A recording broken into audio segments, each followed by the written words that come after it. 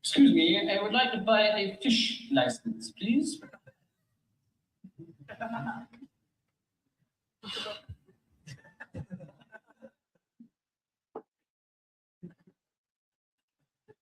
The man's sign must be wrong. I have in the past noticed a marked discrepancy between these post office signs and the activities carried out beneath. But soft, let us see how Dame Fortune smiles upon my next postal adventure. Hello, I would like to buy a fish license, please. A what? A license for my pet fish, Eric. How do you know my name is Eric? No, my fish's name is Eric. Eric the fish. He's an elephant. What? He is an elephant. You've got a pet hamlet? Yes. I chose him out of 1,000. I didn't like the others. They're all too flat. You're a loony. Not a loony. Why should I be tarred with the epithet loony merely because I have a pet halibut? I've heard tell that Sir Gerald Nevada has a pet prawn called salmon, and you wouldn't call Sir Gerald a loony, would you? Furthermore, Dawn Palethorpe, the lady show jumper, had a clan called Sir Stafford after the late Chancellor. Alan Bullock has 2 pikes, both called Norman, and the late great Marcel Proust. And if you're calling the author of all our research to Tom Perry a loony, I should have to ask you to step outside. All right. You want a license? Yes. For a fish? Yes. You are a loony. It's a bleeding pet, isn't it? I've got a license for me pet dog, Eric, and I've got a license for me pet cat, Eric. You don't need a license for a cat. You bleeding well do, and I've got one. Oh, you're not catching me out there. There is no such thing as a bloody cat license. Yes, there is. No, there isn't. Is. Isn't. Isn't. Isn't.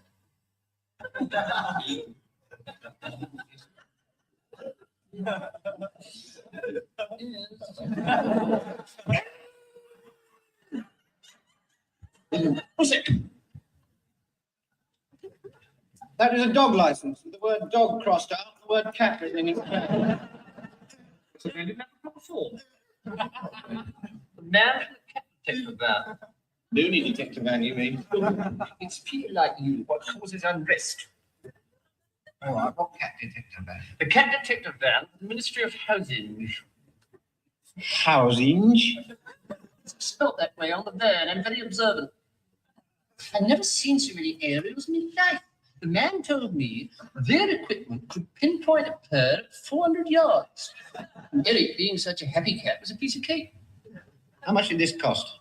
60 quid and 8 guineas for the fruit bat. What fruit bat? Eric, the fruit bat. I know what your pet's called, Eric. There's nothing so odd about that. Camel, Ataturk, and an entire menagerie, all called Apple. He didn't. Did indeed. There you are. Camel Ataturk, the man by E.W. Swanton, with a forward 5-point anchor. Page 91, please.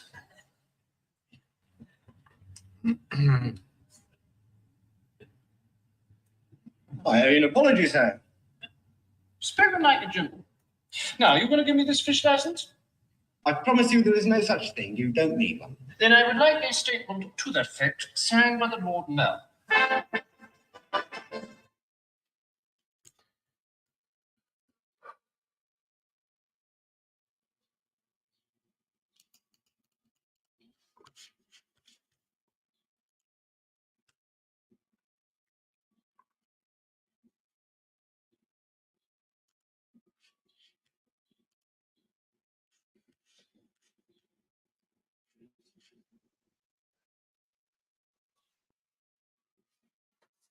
All right, good morning.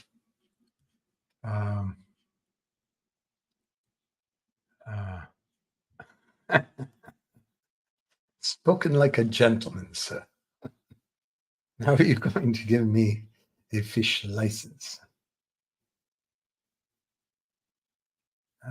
All right, let's go with this. gentleman first. The next 5 or 10 people that vote, if you want to just talk about GTII for the next 2 hours, let me know. Otherwise, we're going to have a more free-flowing discussion on many different stocks, many different ideas. But let me know. I'll just take the next handful of votes if everyone wants us just to talk about for GTII. Let me know.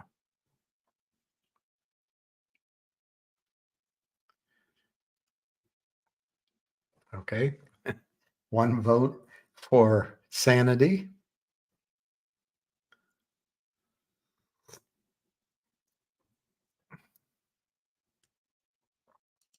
2 votes for sanity.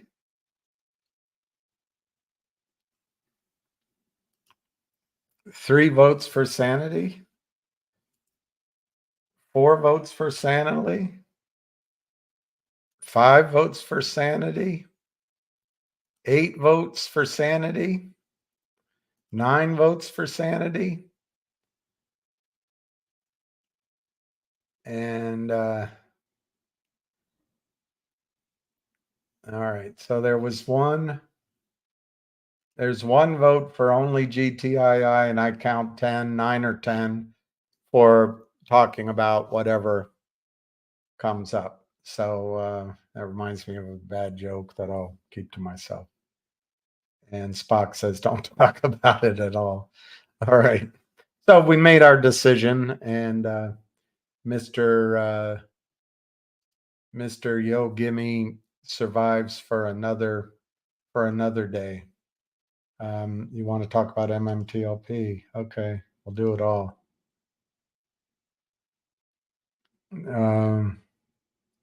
Well, one of the, and I want to say hi to Sada Aman up here. Where is she? I saw her. Well, anyway, I'll find her in a second. But hi, Sada, and happy Ramadan, early happy Ramadan. I think it's next week or the following week, I think. The thing that intrigued me today has nothing to do with stocks, but it might mean a change in government, is that Mitch McConnell stepped down. Now, what I have to clarify is he stepping down from his seat, or after November. Mitch McConnell, the longest serving Senate leader in history and one of the most powerful, I think corrupt as well, announced Wednesday he'll step down from the position after the November elections. And he retire at the end of the current term in 2027. That's a long way off. To hand off to the next generation. I wish he'd just get out of there. But anyway, I think that's big news. That means if we have a change in control of the Senate, we can actually have vibrant new leadership. And who knows? Maybe a new leader will take on MMTLP. Let's see if they're discussing that, who the next leader could be, majority leader.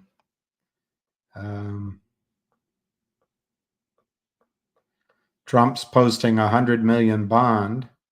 That's a lot more than 35 million.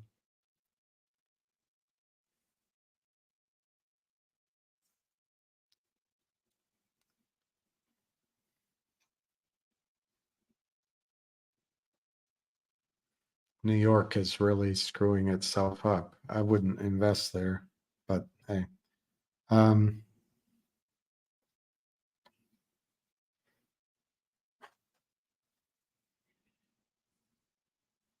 Yeah, they don't list who the other Republican majority leader candidates would be, but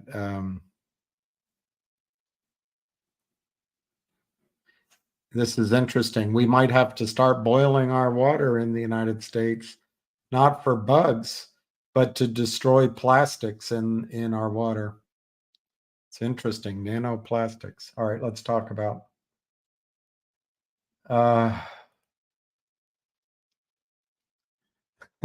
Hey, Paul, thank you. I think we all agreed that we don't have to focus. Lucky boy is live. He's also asleep. He's live and asleep. The light went out up here. I don't know exactly what's going on with MMTLP that's new. I do really emphasize to everyone that we can each individually resolve our own situation by getting our shares sent to us. You know, I wish I had purchased more, and I wish I had bought my shares at a lower price too, so that I could have more shares. But I have what I have, and I'm grateful for that. Of course, I don't have my whiteboard is over there, but let me see. Maybe I'll just get my whiteboard so I can show you on that. I was thinking I didn't answer that gentleman's question yesterday adequately. Hang on one second.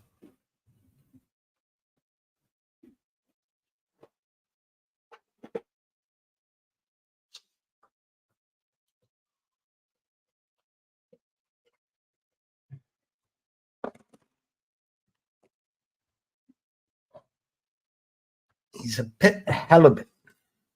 A what? A pet halibut. I picked him out of the thousands. The rest were too flat.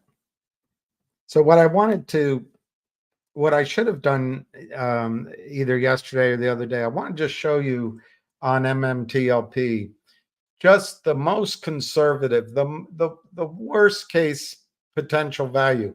Obviously, the worst case is for some reason all 7 targets fault out, water out, oil goes to $10 for the next 100 years. You know, let's leave all those disastrous cases out. But in general, if now after that they discovered that shelf, which according to several people is 11 billion barrels of oil, and it's unclear to me if that's just in that very thick zone, 260, 70 feet, and then volumetrically wide, that could be 11 million plus 3 or 4 or 5 million barrels from the previously projected zones. Let's just use 5 million barrels. That's really, I think, low. Sorry, 5 billion barrels. 5 billion barrels of oil. I haven't done this calculation before, first time. And instead of using $29 or $30 for purchase of proven reserves, let's use $5. Man, this is going to be a low calculation. This is going to be a low calculation. So 5 billion barrels times $5 purchase price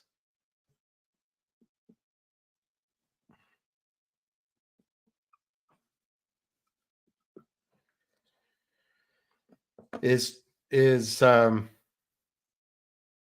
$25 billion purchase price, cash or stock or both. Now let's divide it by 500 million shares, not what I think it should be, 165. Let's divide it by 500 million shares.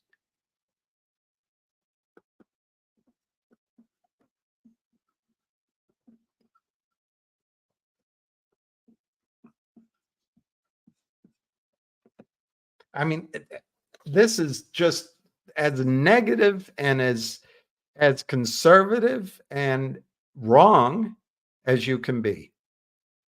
And it comes up with $50 a share in value. I think the number of barrels in the ground is much higher. We don't know for sure. I think the acquisition price will be much higher than that. And I think this divisor should be 165 million in a settlement. But anyway, that still comes up with $50. And I know the frustrating thing is liquidity. But imagine if you put your NextBridge shares, you could put your MMTLP over at AST at $50 a share. I don't know how many shares you own. I don't own that many. But for me, that would be a significant what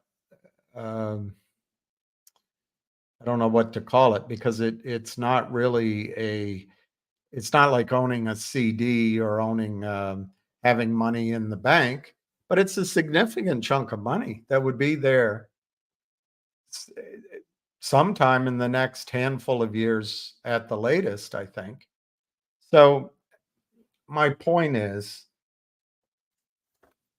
resolve the issue for yourself, put your stock over at AST, and just try to ease off on the stress of it, because luckily the asset is performing well. The management team over there are performing well. And I think your value, it's not liquid. That's the one thing. But MMTLP is not liquid right now either. So just move it over, know you have it. And then if there's a settlement on the legal side, if there's a settlement on the financial system side, if Congress drives one or two of those settlements, I think there'll be a cash dividend. You'll get that dividend, even if you're at AST, in my judgment. So anyway, that's I thought about that pretty late last night, that what if I just did the most conservative calculation? I mean, obviously, if the acquisition price, the value of the oil in ground at 5 billion barrels is 20, this is a $200 number. If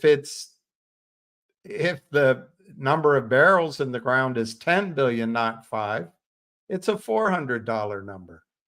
So I think we focus on the wrong thing. Yes, we were cheated. Yes, it's exposing the corruption in the US markets. But luckily, this isn't a stock that, by not being able to sell it, has lost all its value. In the contrary, the value keeps going up.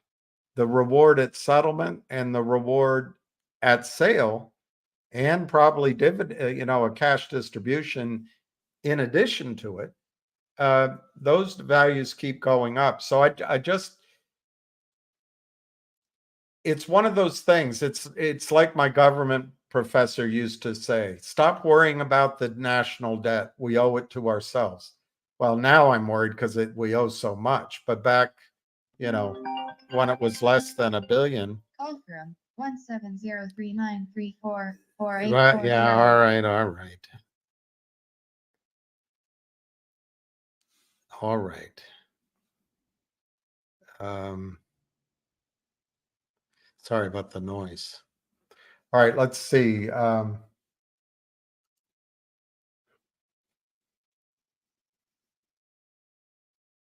right, talk about everyone that can't DRS our shares. I posted.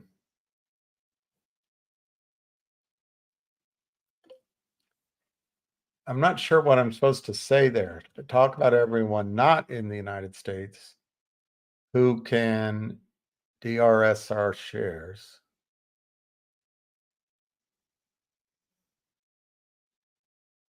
I mean, I don't think it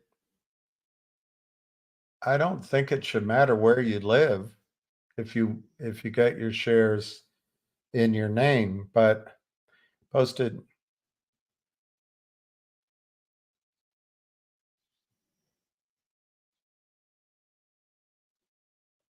I'm not sure, Liam, the transfer agent, if you call in, you can confirm by your phone call that you own those shares. I'd do that. I don't know what not getting emails anymore means, other than maybe somebody else took over responsibility for those shares. I don't think it means you lost those shares. I'm not quite sure what you're asking me to do there, but MMTLP. All right, talk about MMTLP. I did just give you trying to give a very basic bottom line view of what I think the shares are worth as we speak. And I actually think in a settlement, we're looking at numbers much closer or over $1,000 a share. But rather than only look at the upside, kind of where could it be right now? And I think they're worth a lot of money right now. The key is we got to get a reserve report, and I may take a day trip down to Netherlands and Seoul on Monday. I've been invited to a retirement party, and if I go, there'll be a lot of oil and gas engineers there. I'm 50-50 on whether it's worth going, mainly because of my dog. I missed a couple of conferences last year because of my dog, and I don't want to put undue stress on him. But if I could leave on, let's say, Sunday, come back Tuesday morning, or maybe even leave Monday morning and come back late Monday night or something. I don't know. I'm going to look into it. I'll try to get more information about MMTLP NextBridge if I can. There's probably some information they'll say you can't talk about, and maybe that'll be the case. But I'll try to get new information. New color.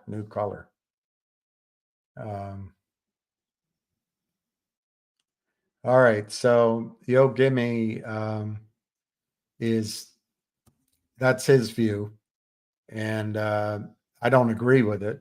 I don't think GTII is the only way to survive, but I think GTII is dependent on several things we can't control. It's dependent on the movement of the Alpine court case.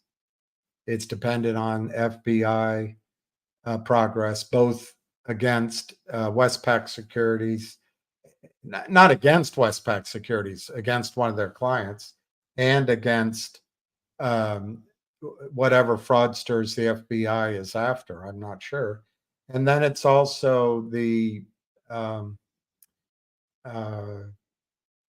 the other things the company can do as regards apparently a rather large short position of as much as 450 million shares. So that's Gimme. I can elaborate on each of those, but I think we've done it to death for 2 years, and I don't agree with you that that's the only way to survive.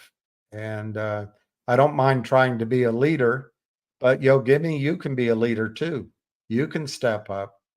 And if you want to come on here, go through Busy Brands, let him screen you. You can come on here and talk all you want. I'll invite you on. All right, let's go to the bottom.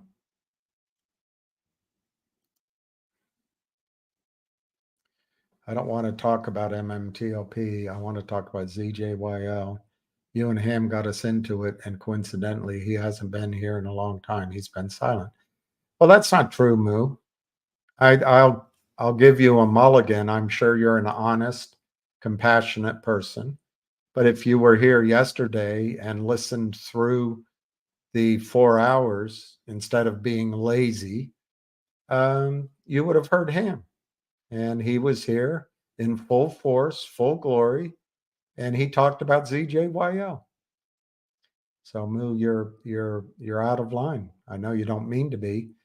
A man of your limited mental capacities, it's difficult to keep up with the rest of the audience, and I don't want to pick on you.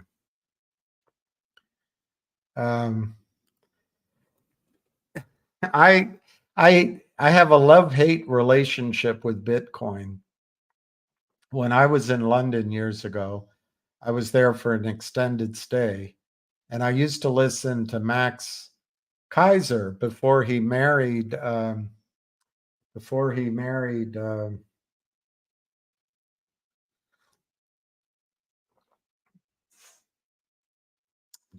it, I can't remember his wife's name. I can see her picture. Anyway, he was talking about Bitcoin, and he was educating everybody on Bitcoin before anybody heard of it. And I literally sat in front of the tiny TV with my, because it wasn't, I don't know if it was before YouTube or not, but it was before I ever really used YouTube. And so it was on the BBC, whichever channel, ITV or Channel 4 or no, it was RT. It was RT. That's what channel it was. And I'd wait till he came on and I'd take notes and I'd write it down.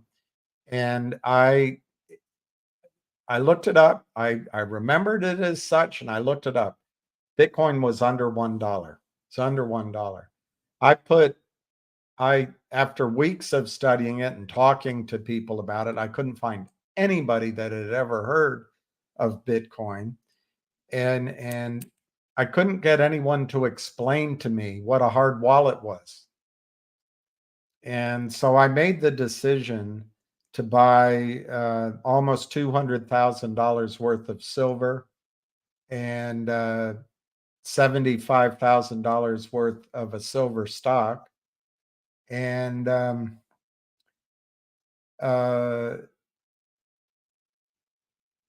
want to say, I'm trying to remember, almost 100,000 of a gold stock. And then I think another 150,000, it might be more, in a separate gold stock. And I didn't buy any Bitcoin. If I just bought $10,000 worth, you'd be calling me through a multitude of secretaries, wives, and divorce lawyers. But so I just always go, darn it, why didn't I do it? But now that Bitcoin's 50,000, 60,000, I think Bitcoin's going to go over 100,000 and maybe a whole lot higher. But I don't think it's a real risk reward type situation. A Glel. I really don't think it's that's more joining the pack. I don't think it's safe, number one. But then again, I don't think owning cash is safe. So I don't think it's riskless. Let me put it that way. It is truly owning something, as all currencies are, owning something that people agree has value. If you're in a prison or not a concentration camp, sorry, a political, a prisoner of war camp, maybe cigarettes. Maybe cigarettes become a unit of currency, a unit of money, a unit of exchange. And that's kind of what I see Bitcoin as. Yes, the amount of Bitcoin is going to grow, and it grows by a finite, well, is that the right word? It grows by a limited amount.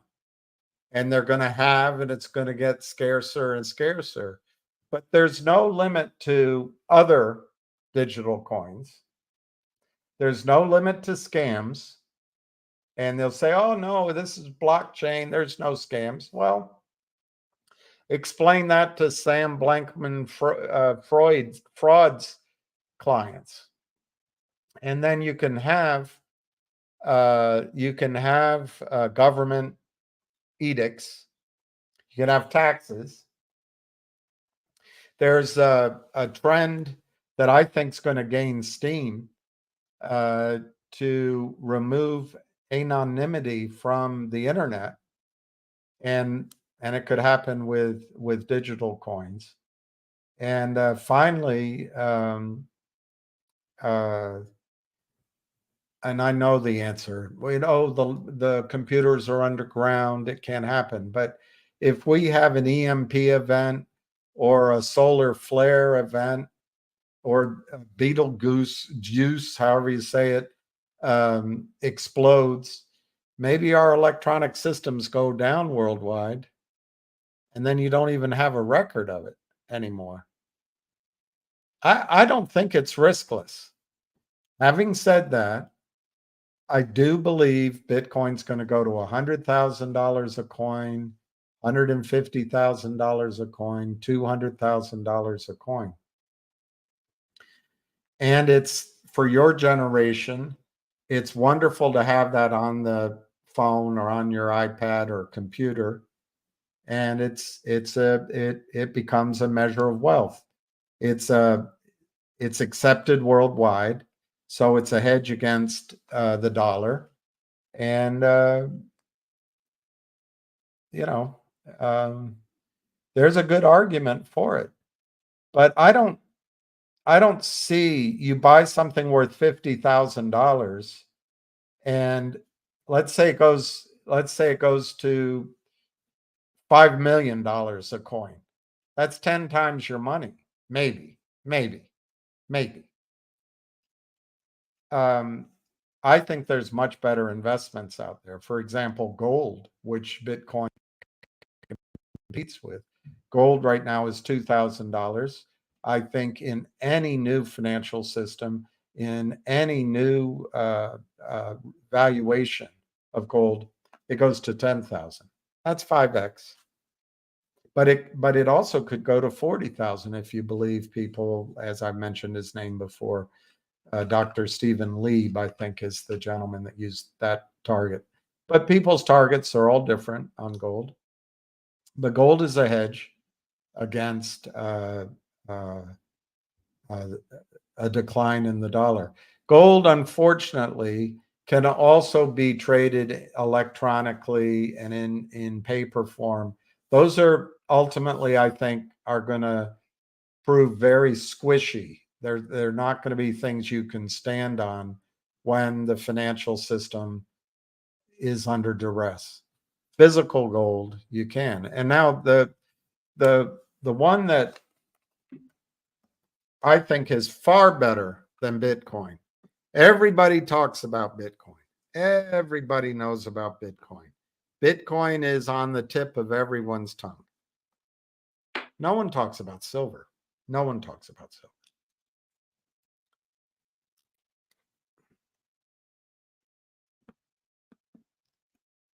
Silver got to a ratio where gold was 120 to 1. It's now around 80 to 1. I'm not going to look it up, but I'm going to give you the concept. You can look it up. It's around 80 to 1. The pound sterling, and I think it also started with the French, but it ended up over with the exchequer.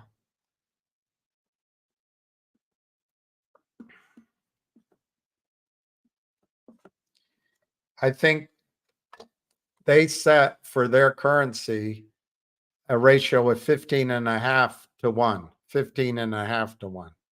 Silver's now at 80 to 1. In the ground, to my memory, they find it at a ratio of 16 to 1. I don't know if that's frankly, it's been so long since I read about it. I don't know if that's a dollar, a monetary value of what they find or a volumetric number. But I think 16 to 1 roughly is where one could argue the gold silver ratio will go. I think it's going to go 1 for 1. But anyway, silver, if you buy silver now,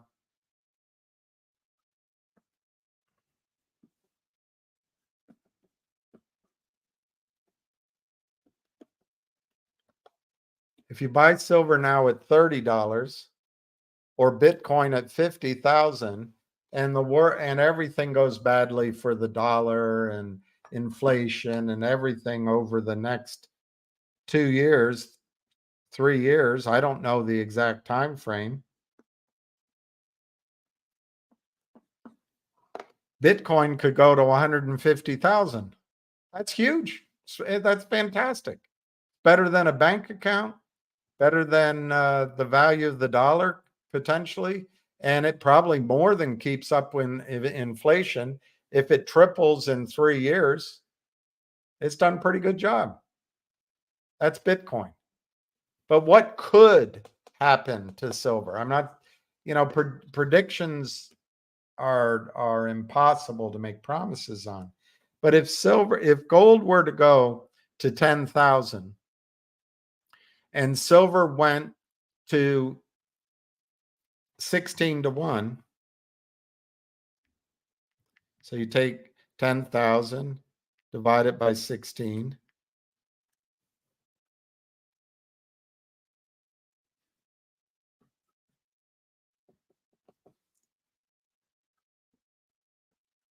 I just got to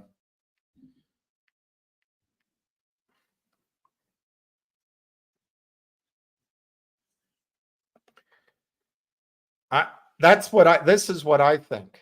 Silver, you're looking at 20 times your money, and with Bitcoin you can triple your money. So the risk here is this goes back down to 10,000. The risk here, frankly, is it could go back to 15. They suppress it. But on a risk reward, I'd rather be in something like silver or gold or diamonds or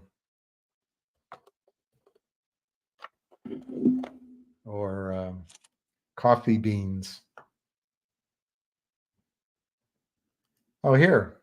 It's now coming out of the ground at 7 to 1. The easy reserves have been mined. Thank you, Travis. Silver, there's two other aspects. What Travis is saying is very important. But there's two aspects of silver. It's treated almost as an afterthought as mines are set up for gold and other items.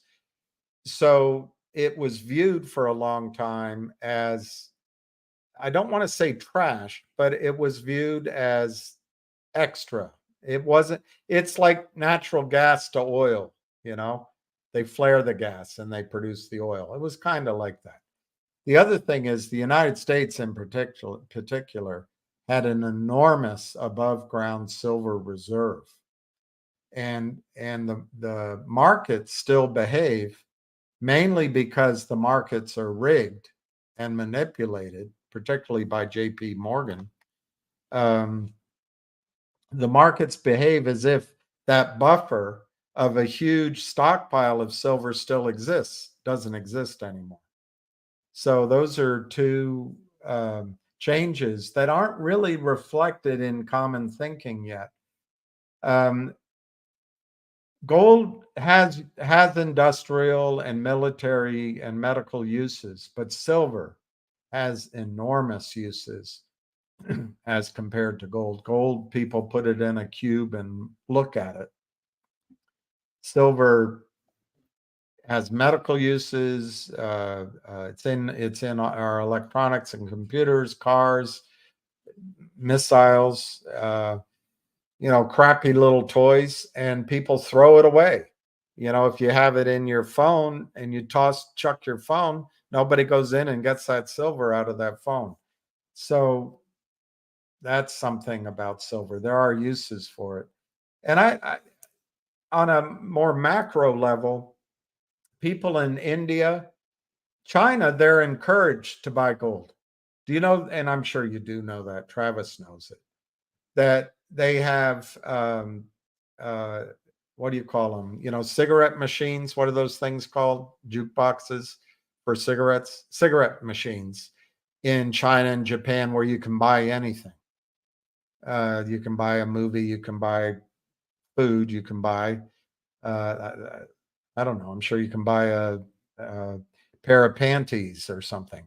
But you can buy in China. You can buy gold through a shung shung and buy some chewing gum, buy some gold. So they encourage their citizens to accumulate gold. Same in India. Russia is accumulating gold. Turkey is accumulating gold. A lot of central banks are accumulating gold. It's the axis of Tokyo, New York, London, and then throw in Canada and Australia. We don't care about it because we're left with this idea of John Maynard Keynes that it's an ancient relic. Well, we'll see what happens. We'll see what happens. So the import of what I'm saying in this last little bit is all you would need. The size of the gold market, the size of the silver market is small. All you would need is one brokerage firm or one billionaire or one mutual fund other than Sprott Asset Management to come out recommending clients. Imagine if Merrill Lynch's thundering herd came out and said, buy gold. Gold would be up in a heartbeat. So anyway, Travis, thank you for that point. Ham is with his son right now, Eunice. So I wouldn't count on him coming in. If that's disappointing, I'm sorry. Uh, um, but we'll see. He came on yesterday, but we'll just see. I'm not expecting him on, so I know he's far more interesting and knowledgeable than I am. He did tell me that TELO, TELO, the quiet period for whatever they're doing ends on Monday. That's TELO. I don't own any, so I'm not fully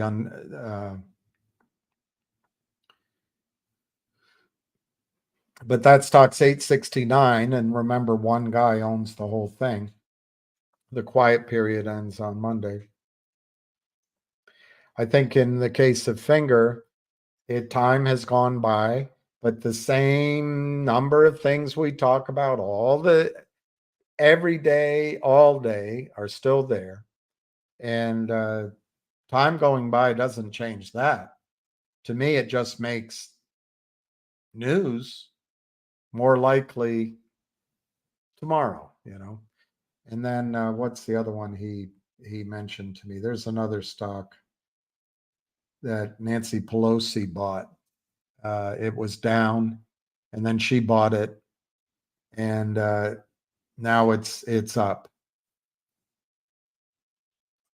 I don't remember the symbol. It began with a P, I think. So when he comes on, he can talk about it. Somebody just said to me, there's news imminent on HNRC. I have no idea. I do own that one. I have no idea if there's news imminently, but I would say that Friday begins March, and Friday begins the last month of the quarter. And in the case of HNRC, Frank Kristen spoke of distributing a cash dividend, but he did soften that statement by saying it might be just a stock dividend by the end of last year. And here we are 2 months into this year. So you are getting closer to seeing that. The other is they will announce either the distribution of HNRA or their plan to distribute that. So that'll be interesting. And then the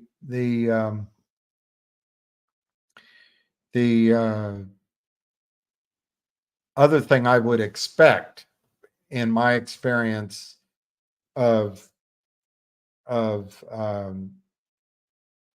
raising money and investing money in drilling for oil and gas, with the additional benefit of tax advantages, they may have raised, and I'm assuming here, but they may have raised some money to drill in the Cunningham assets in West Virginia, which the money would have to be in by the last day of the year last year. But the spud date can be anything. In other words, the putting the drill bit in the ground, just starting it, can be any day in the first quarter of this year, or in other words, January, February, March. And I would expect you could get an update on that. I would guess June. I don't know a whole lot about TLO, but it was an IPO, so there's a quiet period.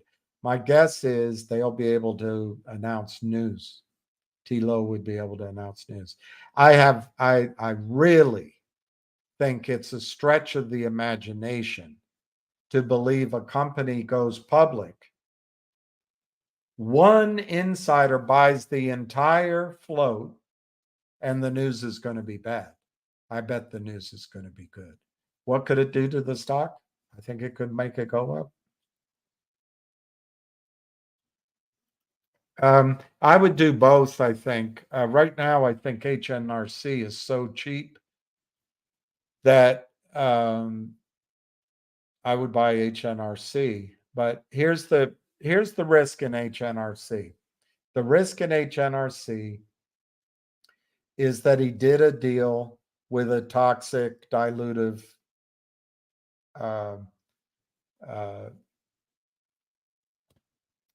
pretender on Wall Street, like Jeff Easton or Seth Kramer. That's how the stock trades. And it could be that the stock just stays flat forever.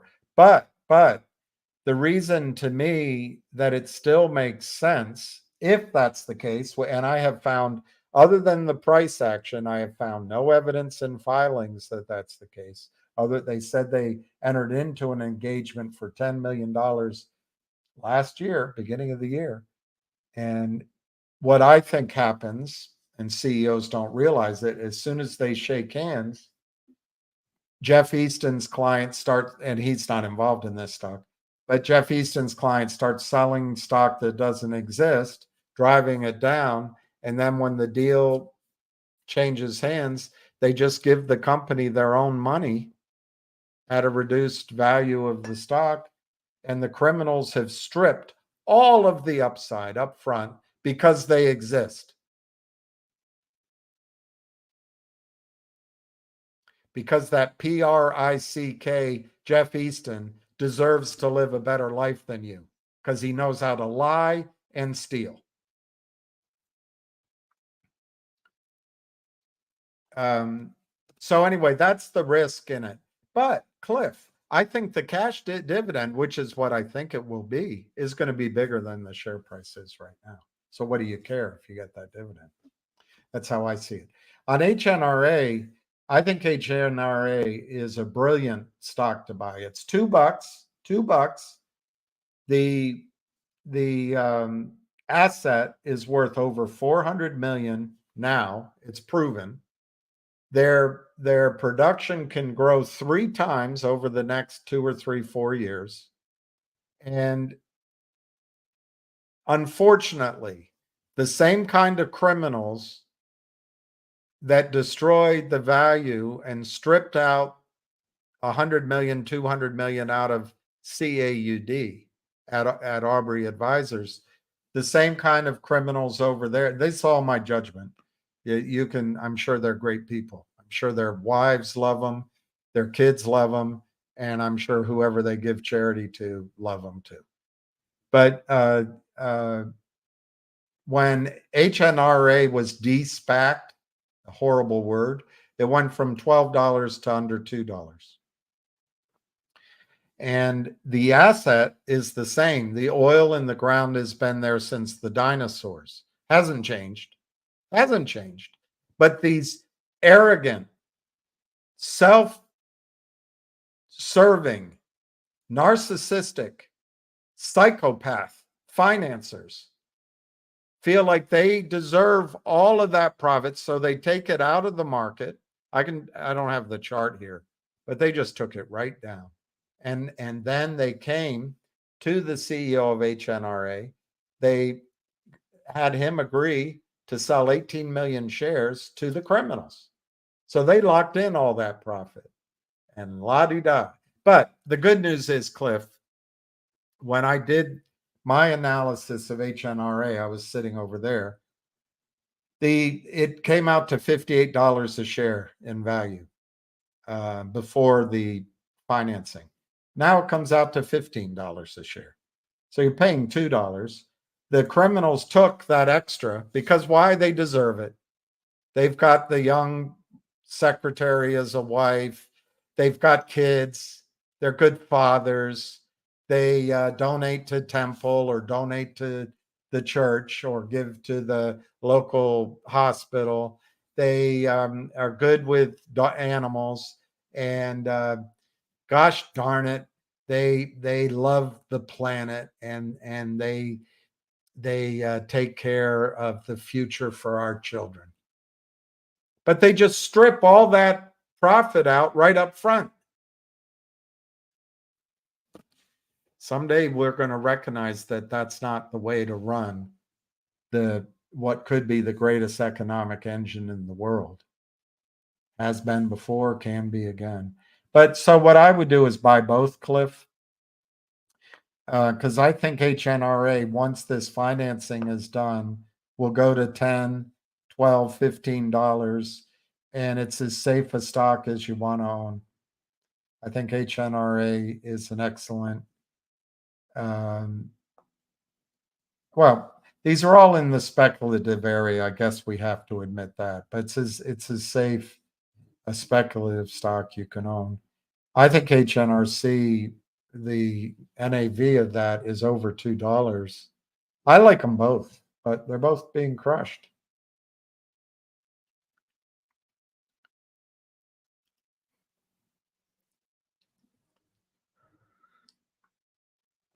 By the way, I'm in your same position, and if and when ZJYL or GDC or a couple of others that I have small investments in go, I'm going to do exactly what you suggest.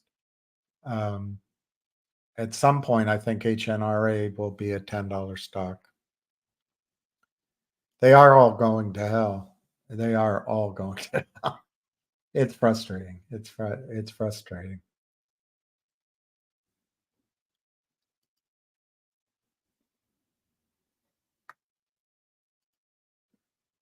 Kramer says Bitcoin will crash. Well, I don't know. Kramer says a lot of things. He can't help.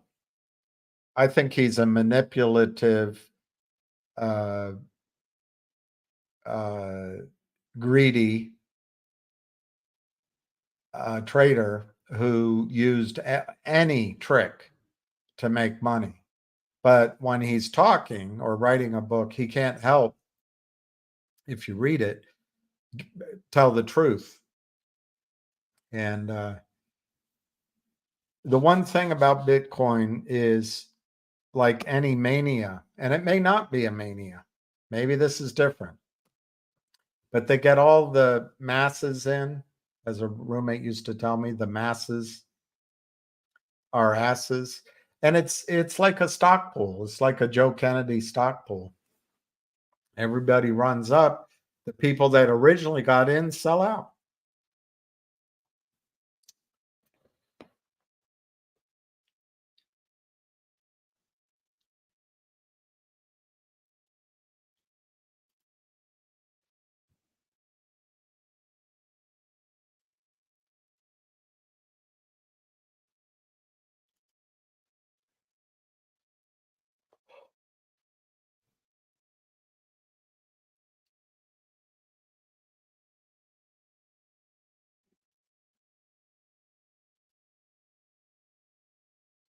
Moo, if you are mentally disabled, you should have somebody handle your finances. You should not be trading stocks. You should not be buying stocks. And anything I say, I want to emphasize, is not financial advice. And if you were my client, I wouldn't take a single order from you. I would send your money back to you. And if you're on fixed income, you shouldn't be trading these stocks either. You should trade a little bit, 10 shares, but not you. If you're mentally disabled, you're not able to make these decisions. So, Moo, I'll leave you here, but I'm not going to answer any more of your questions. If you were my client, I'd fire you. You're not competent to make financial decisions.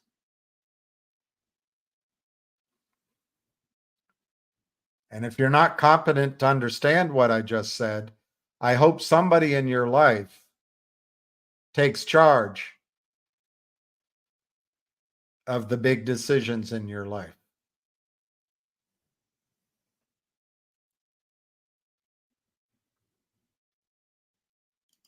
All right, Miles. What kind of foolery is this?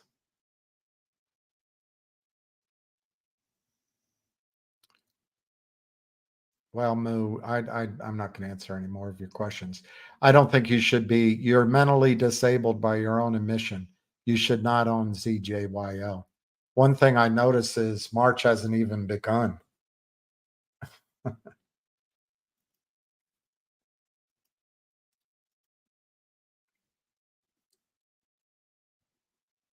Yeah, that's it. Panics. That's it, you guys. You're smart.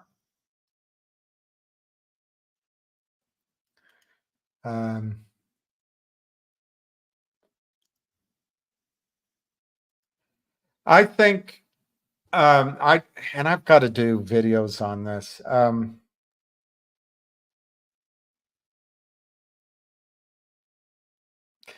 mean, obviously, Rondell, it would matter how much money you're investing, but I think the best place is AppMax.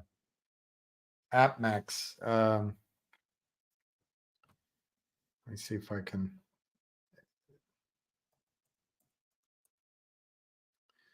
Yeah, that's the website, appmax.com.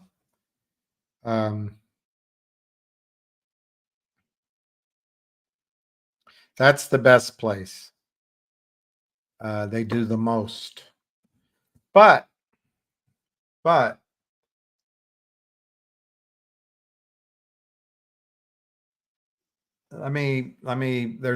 so many of them. Let me make sure I get, it's been a while since I've done any for myself.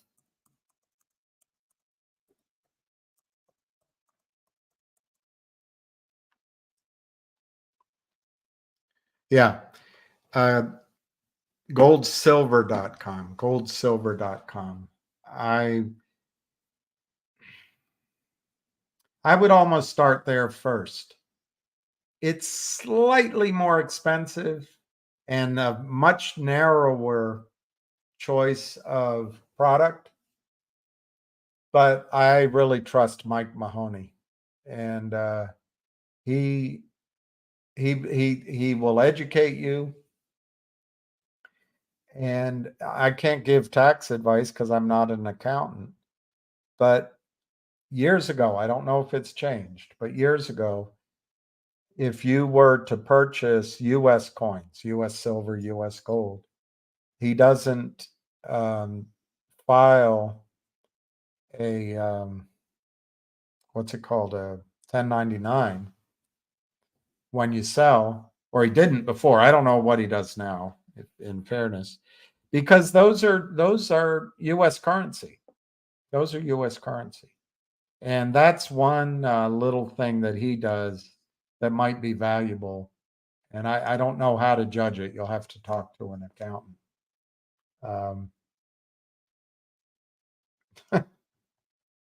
Cultivation of herb. Ah, Lee.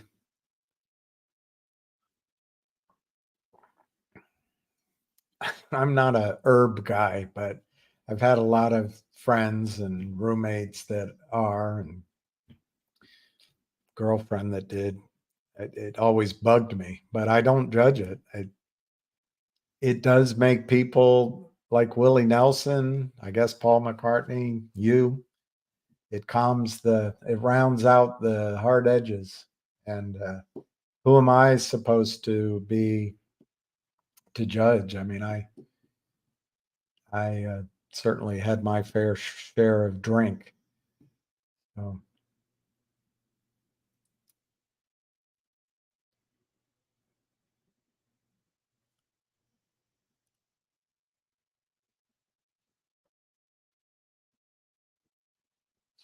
Well, David, I think you bring up a good point here. I don't know your point specifically, but do you notice that when you go to buy at McDonald's or any other joint, the prices are way up? Well, the meat and chicken plants were on fire, they were bombed or something, and all over the country. And if you were trying to create uh, civil unrest, create inflation, create food insecurity, wouldn't you be doing that? I mean, it's almost if we were at war with a country, that would almost seem like enemy sabotage behind their front lines. I don't know if Ham will come on. Let's see what. Let's see. I believe Bitcoin has.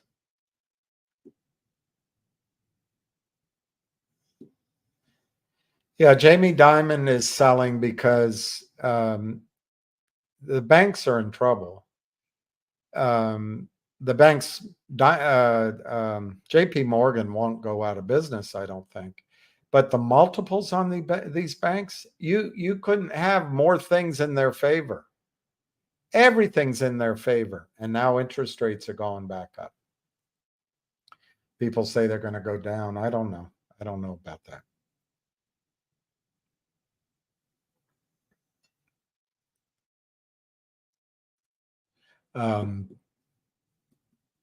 But insiders are selling their shares.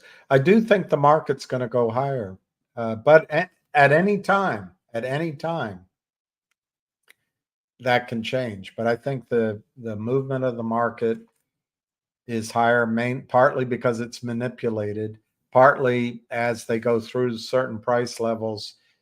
Some of the people who were bearish and short in the big stocks are going to turn bullish, and they all got to follow each other. They don't want to sit down with a retirement fund and be in the third quintile versus their buddy who's in the first quintile of performance. They'd rather all be in the third, all be underperforming than have one stick their head out and succeed, because the risk is for a while you're wrong. Yeah, the Texas wildfires. Yeah.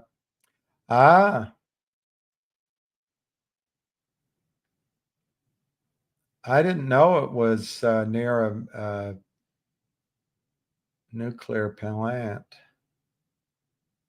I wonder why.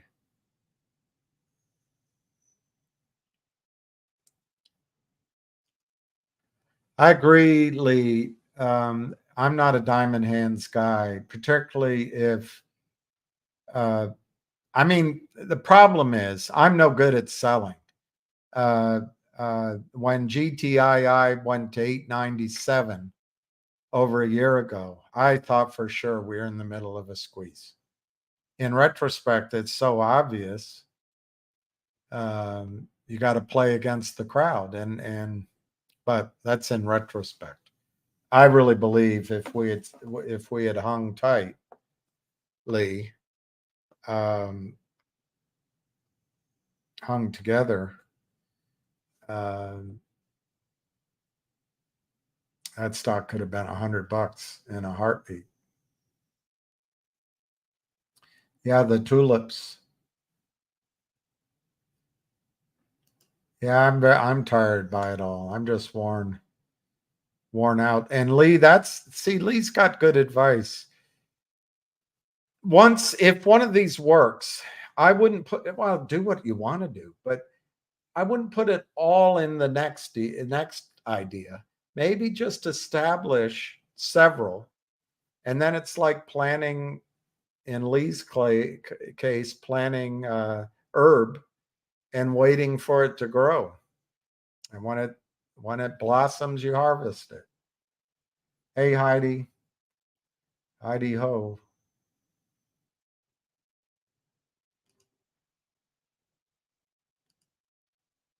Wow, that's good, Spock. From four smackers. That's amazing. Sterling sovereigns. Yeah, I have a huge, I have an expanding audience. It's weird. It never goes up. It does go up when Ham comes on. There. See, that's you went ahead and wrote it. That's what I'm talking about with Mike Mahoney.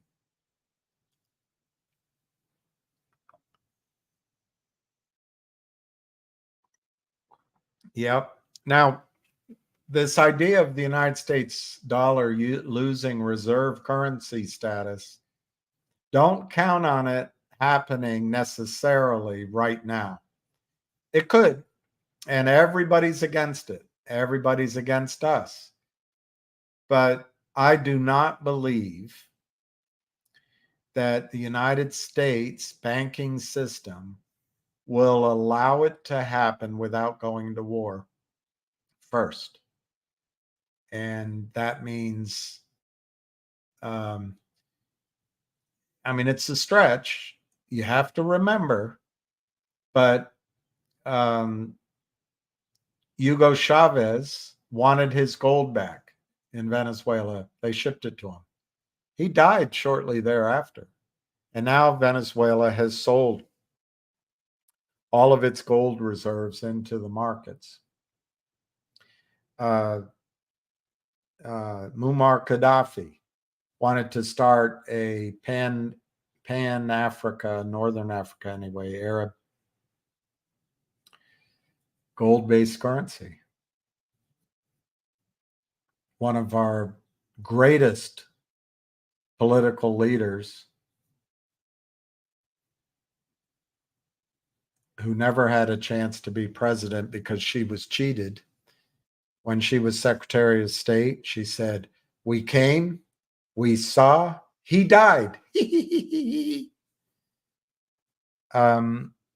Anyway, Muammar Gaddafi ended up bayoneted. Saddam Hussein. There's a lot of reasons. I know.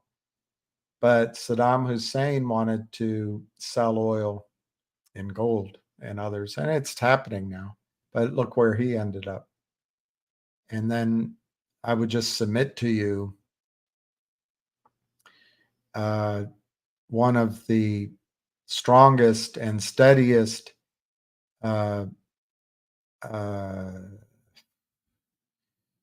supporter is the wrong word, but user of gold is Vladimir Putin. And he remembers well what happened to the ruble in the late 90s. And in comes Victoria Nuland, her husband, her sister-in-law, and all those new American century gals. And remember, when women are in charge, we won't have war. It's just men that take us to war. Well, anyway, I think one explanation of why they're going after Putin is gold. It's just as simple as that. And then you look at the Chinese market. China is a juggernaut. But then you start wondering, is there a lot of malinvestment? There's a lot of good investment. We bombed deserts and we assaulted mountains, and we got nothing in return for trillions of dollars from the Popinjays War.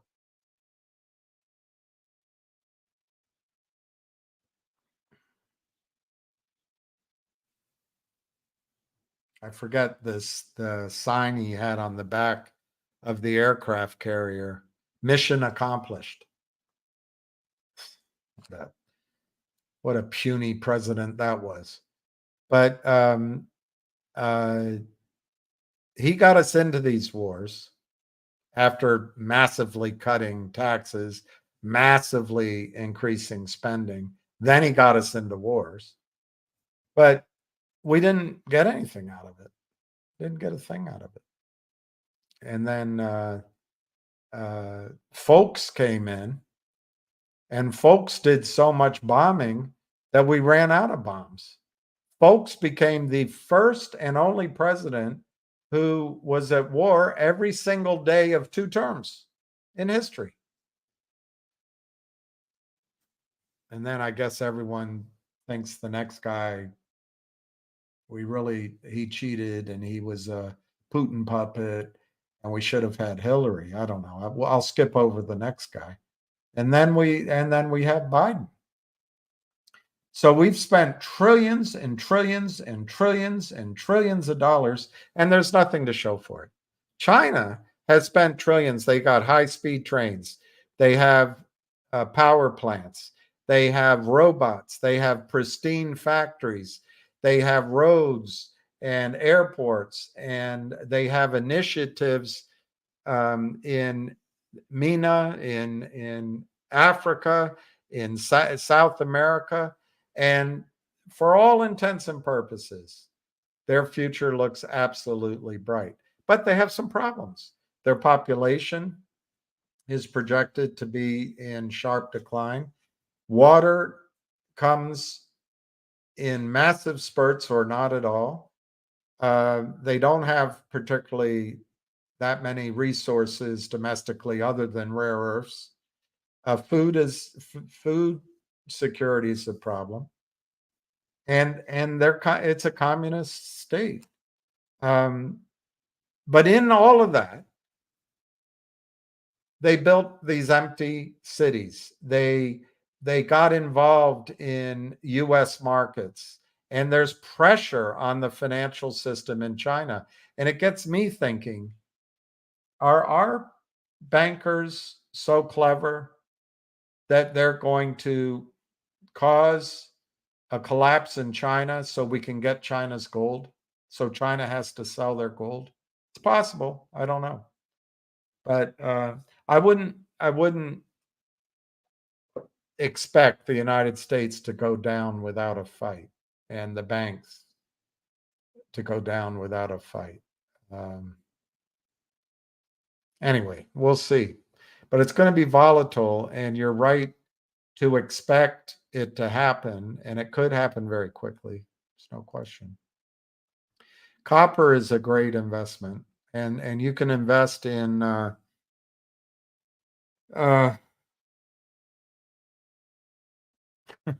have a Joe Biden brain. Anyway, there's the largest copper company in the world. You can invest in that, and that would make sense as something to own.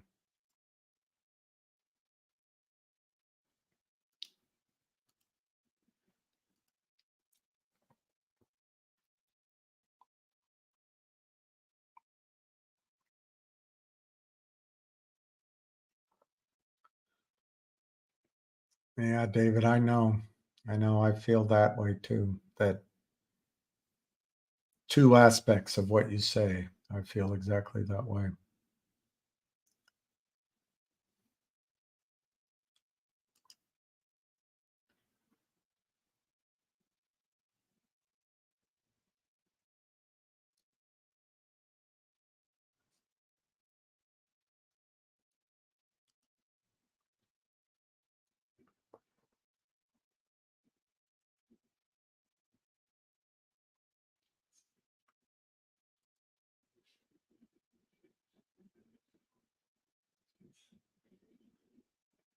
Um, oh, I didn't know that happened yet. I didn't know that happened yet. but I'm supposed to, yeah,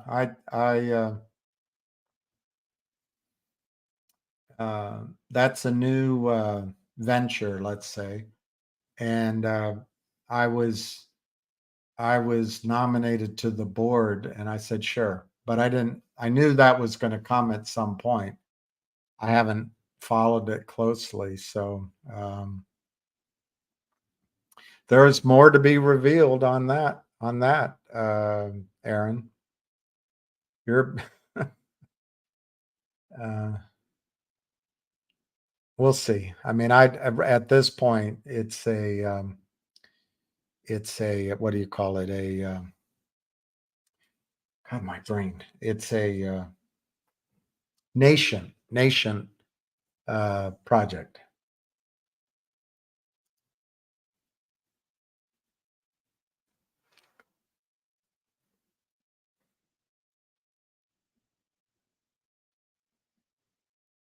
Yeah, but there are some other coins that make sense. I don't wanna talk about it. How you broke my heart.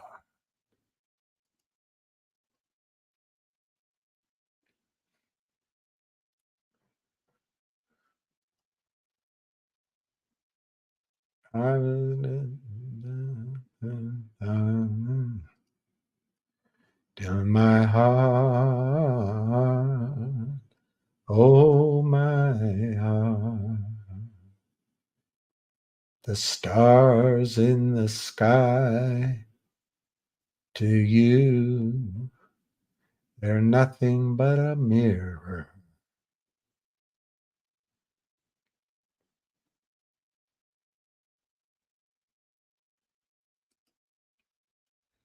Well, I think Bitcoin is possibly now becoming a way of Wall Street to move money from the precious metals markets. Hey, Nunya. All right, what time is it? We got 20 minutes left. I can try to reach Ham. I don't know if Ham's coming on. I don't want to repeat myself. Yeah, that's it. That's right.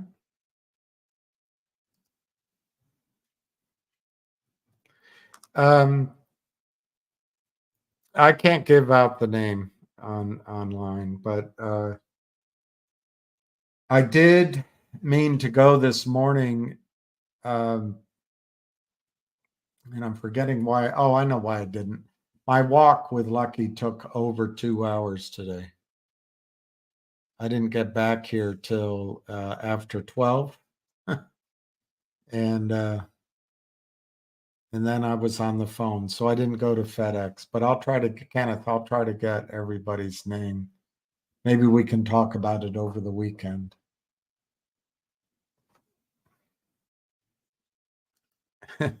Patty, 2x4 couldn't fit through the kitchen door. Is that how it goes? Thank you, Patty. That's true.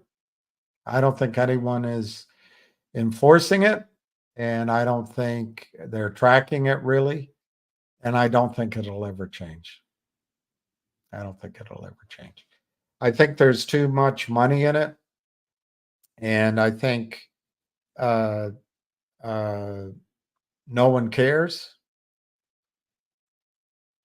So let me amend my answer. I think it'll change after the markets crash because they'll blame it on short sellers. And then there'll be big committees that go, we're shocked this was going on. But yeah, it's pretty disappointing. All right, let me see that, Jeff. Let's look at some prices.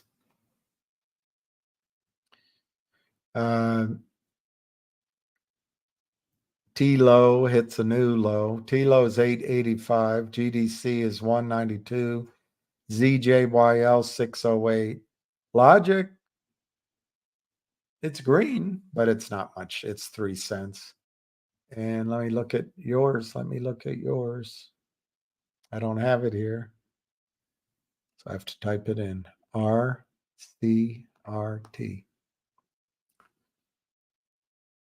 Oh, wow. Jeff, you're right. It's over 2 smackers, $2. 2 smackers. Let's see how far up that is. 23 cents today. That's pretty impressive. When you go down on this new Morgan Stanley thing, it shows hard to borrow. The borrowing status is hard to borrow. The 52-week high was $7.50. The low was $1.04. It's interesting, Jeff. It's interesting. It's green. It's green. All right, let me come down to the bottom again.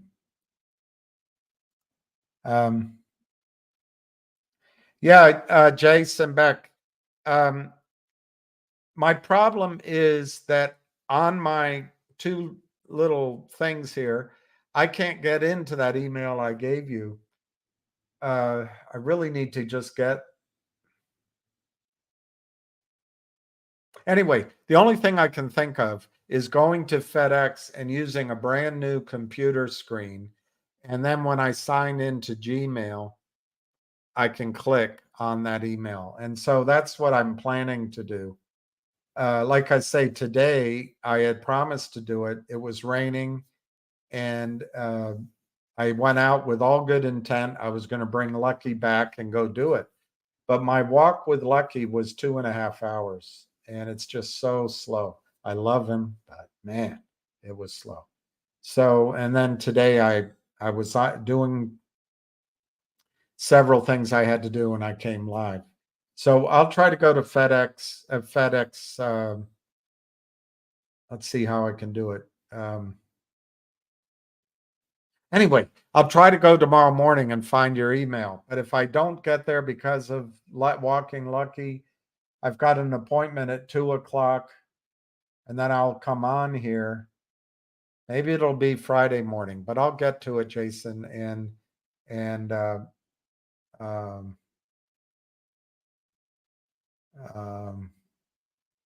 let me see, Nunya. I don't trust MMAT's mortgage. Let's look at the price. It's not the house, it's the mortgage. $2.93. Nunya, what was their reverse split? Was it 50-1?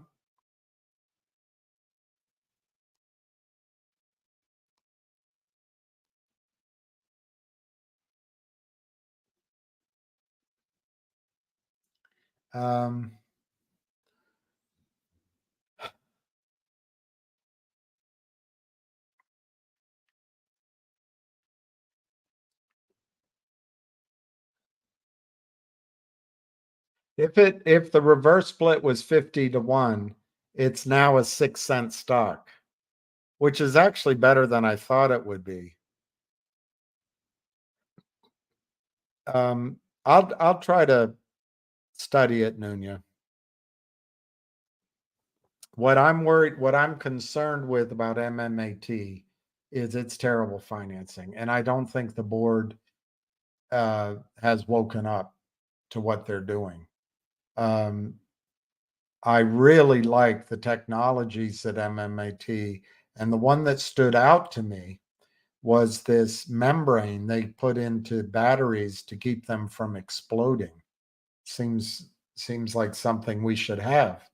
But remember, in Adina Friedman's markets, she would prefer that the profits go to the criminals because they have all the nice offices in New York City.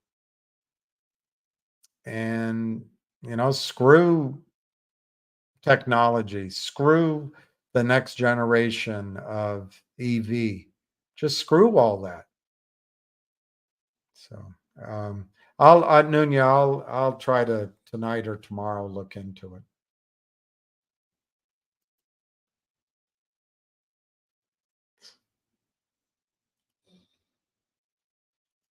Well, Logic, I believe, is getting very close to announcing uh, finally that they've agreed a reverse merger. The two risks are: one, does the new company's valuation make sense? And two, does the new company need to raise money? And if they do, are they going to do it with a bunch of criminals? Those are the two risks. Otherwise, um, I expect that the reverse merger is going to be worth 50 cents a share, give or take. And, uh, depending on the strength of the announcement, you know, you know, in a world where things were leveled up, the stock should go to 45 cents, 47 cents, leave a little room for profit arbitrage. But maybe it only goes to 5 cents, maybe it goes to 15 cents. It could have a little bit of a short squeeze to 75 cents or a dollar. But, oh, it was 100 to 1. All right, so the stock price is 3 cents. I'd like to say that I'd like to say that predicting that would happen, which is what I did for MMAT, somehow we sidestepped losses in other names. And the fact is, every single name there is down. So Nunya, I will, though, still look into it. Tilo, I guess, could be acquired, but I don't know anything about that. I don't know why they'd go public to be acquired that quickly. But I do think there's going to be big news coming up. I have no idea what it is. But for one person who has complete knowledge, has perfect knowledge of what's going on at TELO, to buy the entire IPO, I would guess it's going up.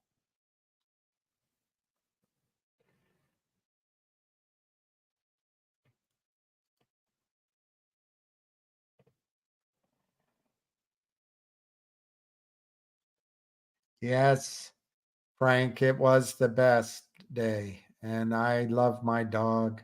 I get when I start feeling urgent need to get home, I get frustrated because he starts digging in his heels. But he's so slow, but he's such a good boy. He's such a good boy. We did sit.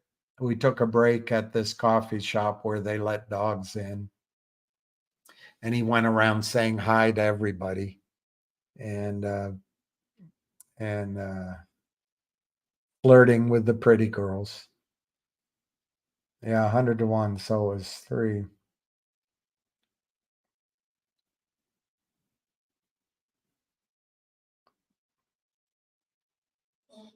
Hey, lucky boy. Let me see if I can get him on, because no, that's the same guy. Screw that.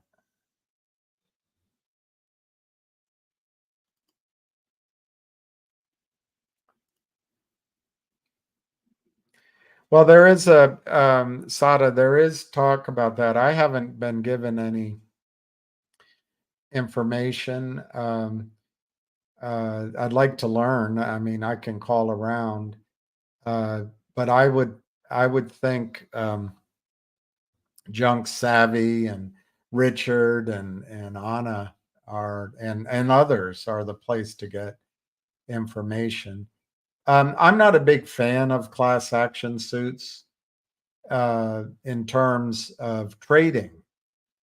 I do think you'll get a return, but lawyers will take half of it. The settlement will be determined by lawyers, not by financial pain. And it could take years. But I think it's much better than doing nothing. It's fantastic. And the only aspect of our society now that seems to still have some legitimacy is some of our courts. Some of our courts.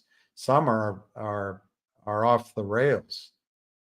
But journalism doesn't exist anymore, except Kristen Shaughnessy and Frank Neal. Congress is all bought and paid for. Presidency's bought and paid for. The banks run everything else. And the only manufacturing in our country is for the war machine. And, our farmland's being bought up. And even what food we do get is not healthy for us. I don't know. The courts seem to be the last part of our social contract that's working. I don't have an update on it. As I've said, Eunice, it doesn't change. I expect it to run, whatever that means, before the end of next month. It could be May, could take that long.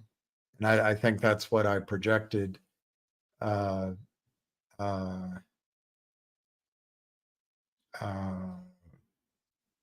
2 days ago, 3 days ago, I can't remember.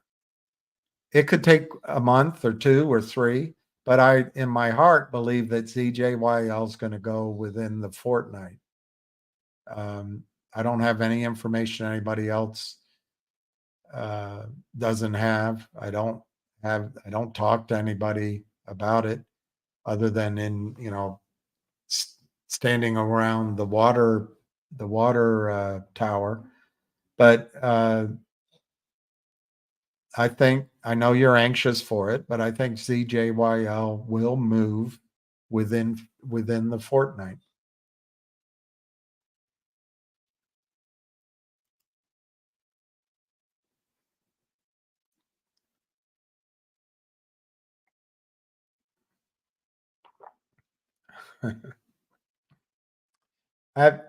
I'm not sure where the East End is.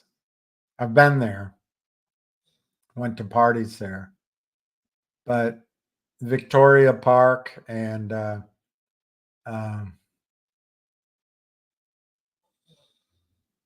gosh, what's that little village there? Anyway, I spent a lot of time at this little village.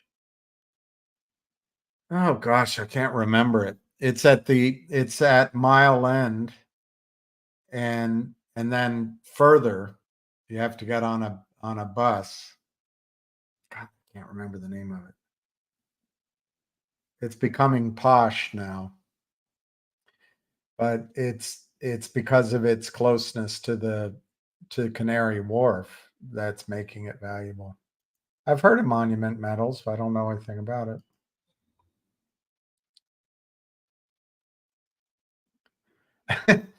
I don't. Maybe I'll play a game, but I gotta try to get some things done in life, and I'm not good at it.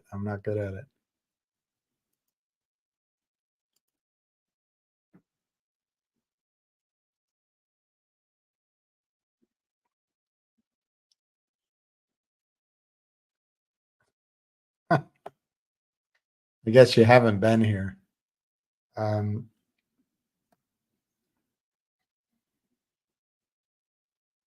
I don't know, Dylan.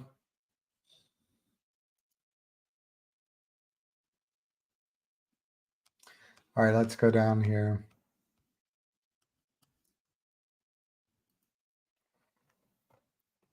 No, I don't think so. I think the world currency will probably be some sort of SDR, but I don't think it'll be based out of Washington, D.C. or New York City. It's much more likely it'll be based out of Shanghai or Singapore or trying to think of an international city.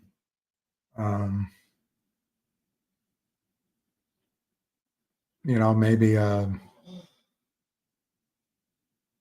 don't know, maybe Brasilia or anyway, I don't think it'll be out of the United States, but I think it'll be more of a special drawing right. And I think what's going to happen is there'll be a Bretton Woods 3, but it won't be called Bretton Woods. It'll probably be called Yalta or I don't know where they could all meet that everyone would feel safe. Maybe it'll be in Switzerland, or maybe it'll be in I don't know, Hong Kong. I don't know, but they'll meet somewhere, and there's going to be a recalibration of which countries have a seat at the table, and I think it'll be based on gold reserves. The one thing the United States has that no other country has, for some reason, we abuse it. For some reason, our criminal bankers are trying to destroy it. But we still have a reputation for the deepest, most transparent, and the most aware of personal property rights markets in the world. Investor rights. But and we have a huge bond market. The BRICS don't have that, at least not yet. So I don't think Bitcoin's going to be it at all. No, I don't. One problem with using digital coins as reserve currencies or as a nation's currency, they can't manipulate it. They can't print fake. They can't expand the money supply and all that outside of just thin bands. They're not going to, unless they come up with a mechanism to make Bitcoin more like the dollar, which then you're defeating the whole point of Bitcoin. I don't think the dollar's over yet. I don't think the dollar's over yet.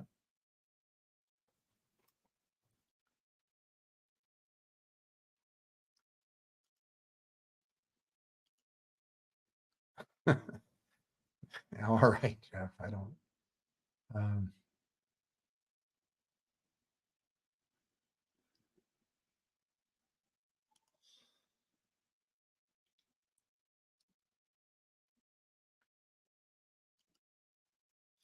Saw me on Ace last night?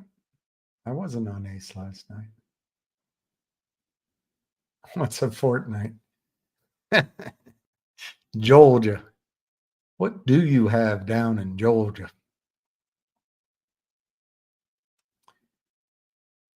I'm sure you have gentlemen down in Georgia.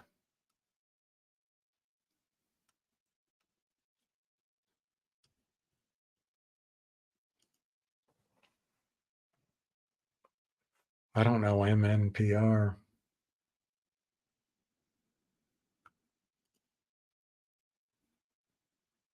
Well, you know what's amazing with Bitcoin over 60,000, Wolf, it mines Bitcoin using excess electricity, cheap electricity, and the stock is constantly under pressure.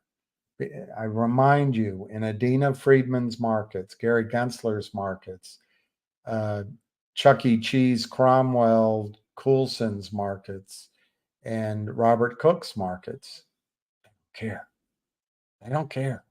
As long as the banksters can strip cash and money off of the economy and then put it in hard assets offshore or here, they don't care. They have no interest. That's what Adina Friedman makes $25 million a year for, to help the criminals on Wall Street, not to help us. Hey, Julian. A scholar now. I don't know. Georgia had Well, I don't know where he's from. Now that I think of it, he might have been from Missouri. The guy that wrote, that was on the Civil War, the Ken Burns Civil War. What's his name? God, my brain.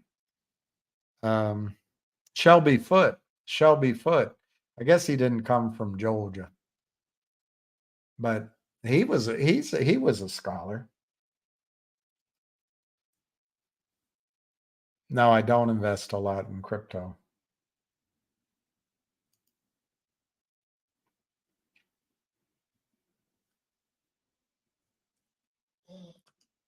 I'm not sure that it is, but I'm not sure it isn't either. So I can't help. There's no advantage I can give you talking about crypto, that I think I can anyway. And I think there's going to be a massive, at some point, maybe not at 60,000, maybe not at 100,000, maybe not at 200,000, but there's going to be a massive wipeout organized by the big boys to take out the little guys in crypto.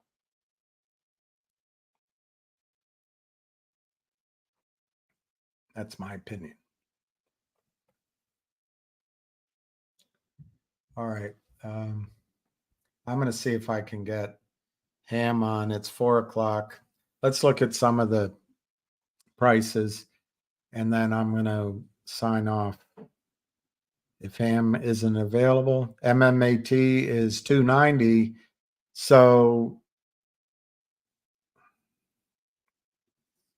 you said 100 for one? 3 cents. RCRT is 194. T low 884. GDC 198. GTII 28. Finger 266. 270, sorry, 270. Pretty soon things are going to start falling for Finger, but they're very careful. They're very prudent. Not going to do it. Wouldn't be prudent. So when they finally announce something or get something lined up, I think it'll hold and it'll do well for the stock. Let me see if I can get Ham on. I have no idea. It's not a promise. Not a promise.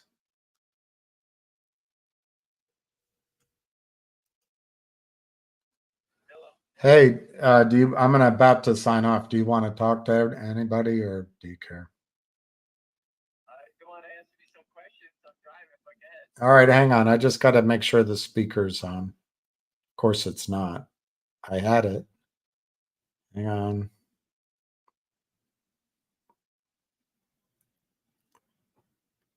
Battery 40%. Connected to Bill's iPhone. Okay. All right, everybody. Ham's here. Okay, I'm just driving in the car. I'll start off by today. I posted on Twitter. Everyone was talking about Nancy Pelosi buying NVIDIA. Well, she popped up. She bought PANW. I posted it this morning. It was down 6. I said buy the dip, and I believe it rallied back up. I'm not sure where it closed. PANW. Let me look. Just an idea for when you're trading big names. Look for an edge. I don't think you can get a better insider trader than Nancy Pelosi. So obviously PANW is coming out with some news from the government. We don't know what it is. Or drunker. It closed up $1.40 at 316. So I don't know when you reckon. It was down 6 when I posted it. Told everyone buy the dip, and there you go. The news was too hot. Everybody, Unusual Whales posted that she bought it. So those are the things you have to think about when you're playing the equity markets. If you're going to trade, learn how to trade. Right? That she's just coming off the big NVIDIA win. And jumping into this, everybody on the street's going to buy it. So when it turns big. Right. So that was just an idea. I have no idea what GTI do today. I don't know. It closed at 28, I think. Let me see where it is. Yeah, 28 last trade. The ask is 29. 20. Well, again, listen, we're waiting for the company to actually close the transaction, or the SEC, the FBI, Secret Service to arrest somebody here. And if we didn't have the problem, the SEC would have basically came after everybody a long time ago. So obviously they know the problem is here. We all know it. And it's tied to the Kramers and Alpine. The proof is right there. So when does it go? I don't know. I couldn't tell you. The company does not have the fundamentals that Finger Motion has. Finger Motion, I'll go to that. Finger Motion, everyone I hope saw the video with William and the CEO. He talks about a major transaction coming up in the video. So we assume something's coming. And with the special dividend approved by the board, that's coming up also. But again, you can see the manipulation, just trying to hold it down. Don't let it go. Don't get any momentum. They'd rather sell it lower and lose more money. But the company is going to be profitable. And at the end of the day, William, what did my friend Rob tell you? What happens? At the end of the day, it's the end of the day. No, at the end of the day, when you get profitable, they run away. That's the end of the game. So Finger Motion is not at that door right now. They're fully funded. They don't need money from the street. So they got rid of their demons, and now going profitable. It's just a matter of when it's going to go. All right? So there's no more hoops to jump through. So that's why I'm high on Finger Motion, because we're at that point right now. And you know what? They can keep playing the game. And I'm going to see my friends. I'm going to start getting some big boys to come in here, because this is too obvious about what's going on in this name. All right. Why don't you just go see Nancy Pelosi? That's true. So just go see her. Nancy, go buy the 3.5 balls. But the DJYL and the GDC.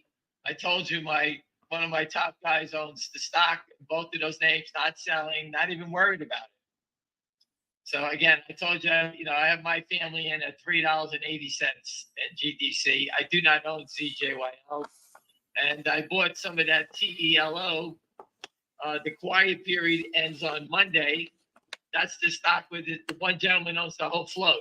Yeah. So, I don't even know. How's it even trading? These guys from Canada, I'm told the people that brought the company public are tracking the naked shorts that are coming out of Canada. Obviously, probably Canaccord. These guys just start selling, and they created a whole float out of nowhere. So the the gentleman that bought the million shares, the whole float, now has probably, he owned 100%. Now he's probably down to 40% because, 600,000 shares were sold into the market already. So they created a new float. So a company with 1 million now is 1.6 million.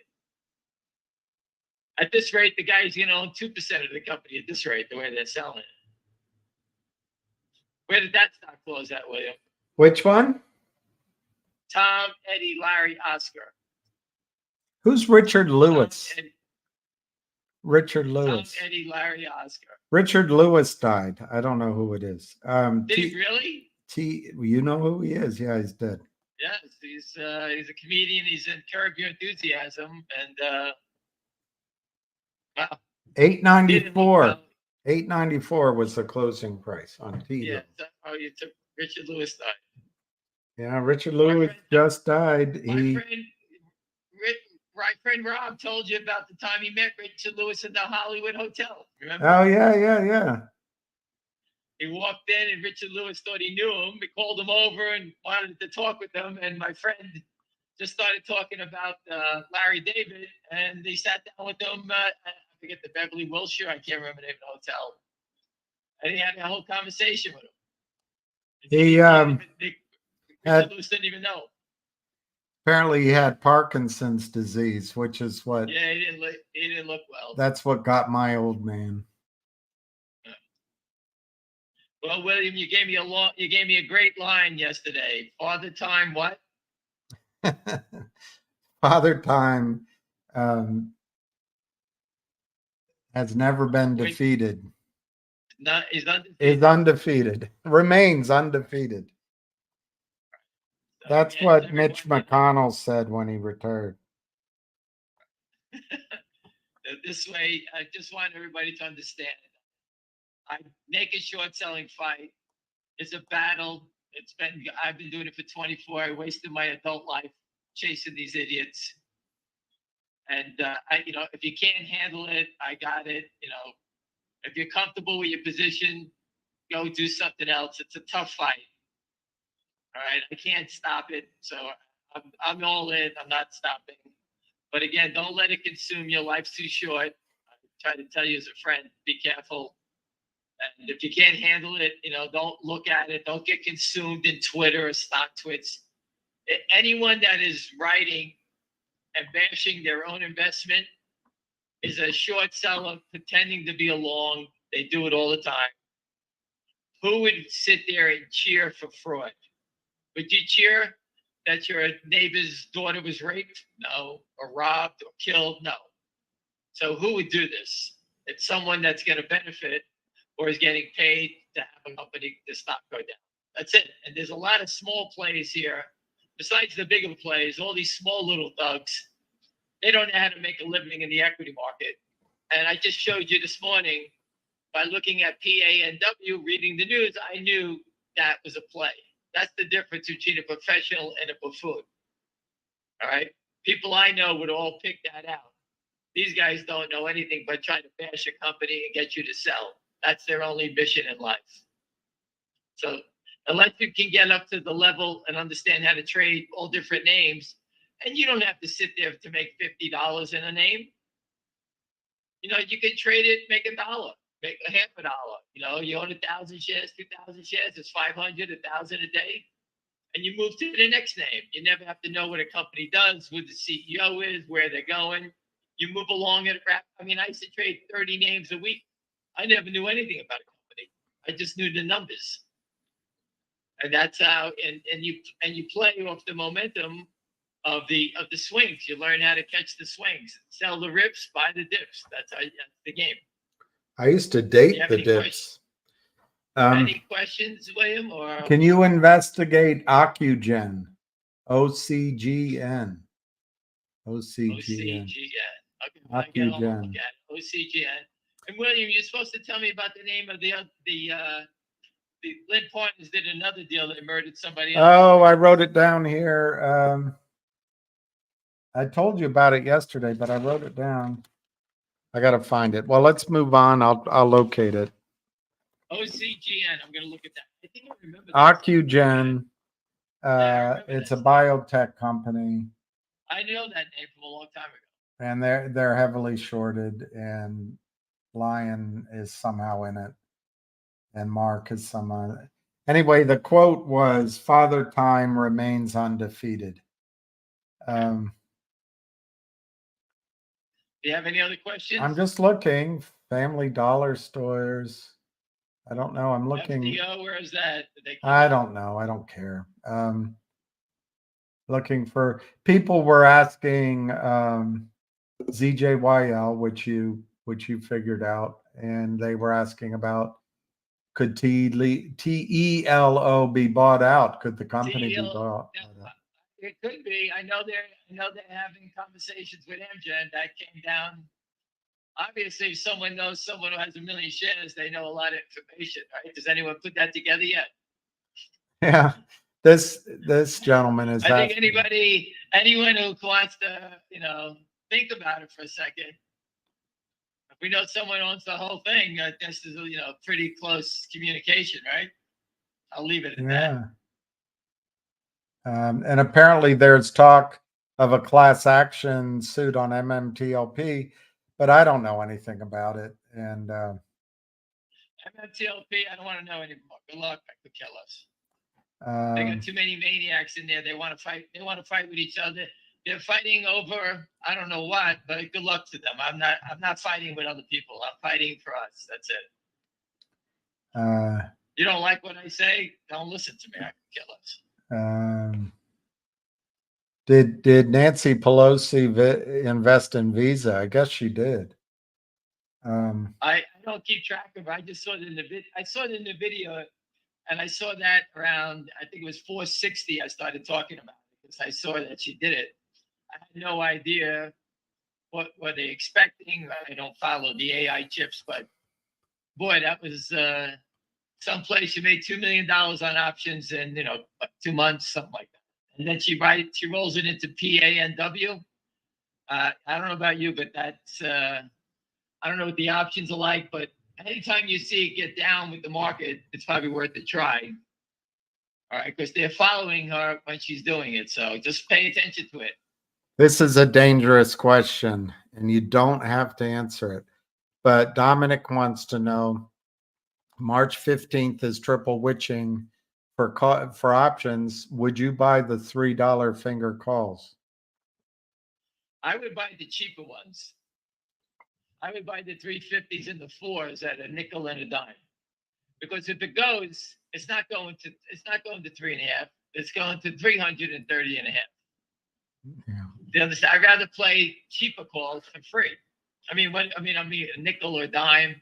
If you trade another name and you make 10 cents, you can go buy the calls for free and you build it up a position that way. That's how I would do it.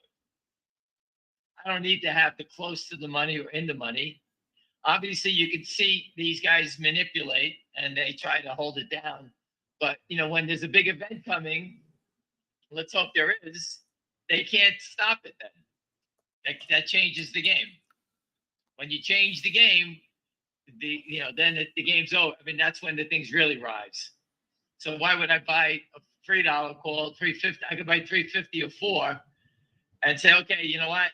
If I buy them at a nickel, or let's say I know my friend was paying 10 cents for the 3.5s. If they run the 20-cent bid, if you buy 100, you sell 50. And you got 50 for free. You don't need a big move for that to happen. Or you can buy the 4s at a nickel. And you sit there and say, okay, I bought 100 calls, it cost me $500. But if it ever goes through 4, I'm long 10,000 shares at $4.05 is my break even. That's the play.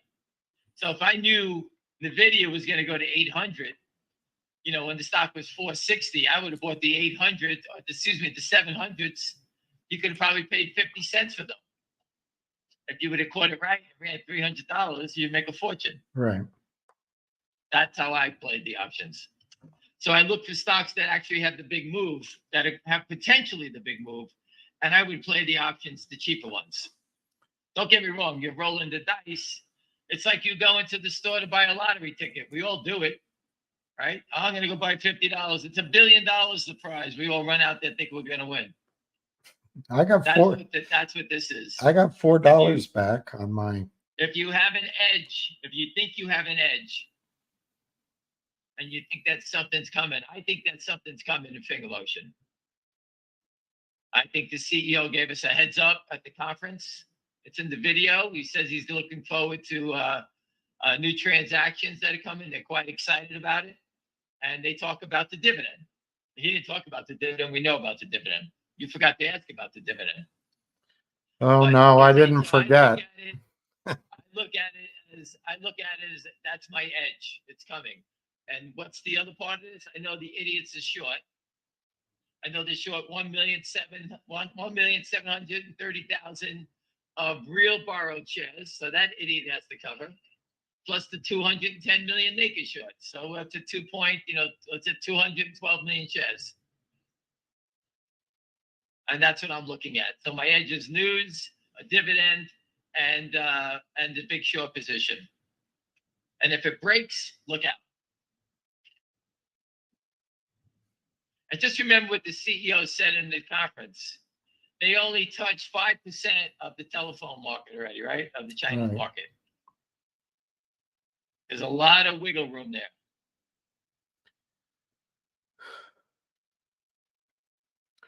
Anything else? No, it doesn't look like there's any pressing questions of any. Again, group. I was out all day, so I really didn't get a chance to see the market, but I saw it this morning. And the finger motion cha-cha, as I call it, the GTI didn't have the cha-cha today because at some point they're running out of wiggle room. Where are they going to go? 30 to 25 and back and forth? Yeah.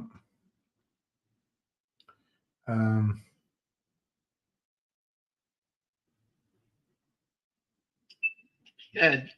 It's just somebody asking about finger, but it's not. It's all the same questions, and we're just repeating ourselves quite a bit. I personally Well, think listen, the time to accumulate stocks that you know about is like these times when it seems dead. It's the eye of the storm. The rest of the hurricane's coming still. That's my well, again, opinion. I follow a couple of names. Right?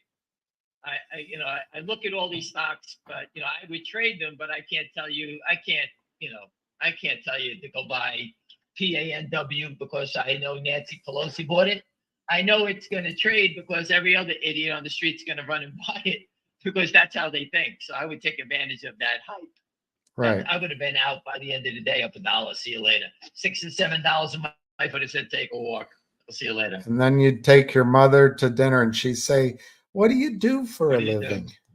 That's what she used to say to me. I said I was making $15,000 a day, Ma. And she would say, "Doing what?" I said, "Well, I bought this number here and I sold it over here." And she's like, "I don't understand what you do."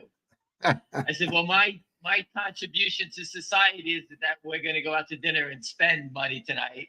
And then we'll go to the mall and buy something for the kids or something. That's what I do. I make money here and I spend it and I tip everybody. And there you go. That's my contribution. That's what you're supposed to do." But when you see idiots stealing all the money like the Kramers, Alpine, or Lynn Partners, they got millions of dollars they've stolen, put it into their pockets. And they how many people can they afford? They spend it on themselves. There's not even anything. They can't. There's no input into society from these creatures. Idiots.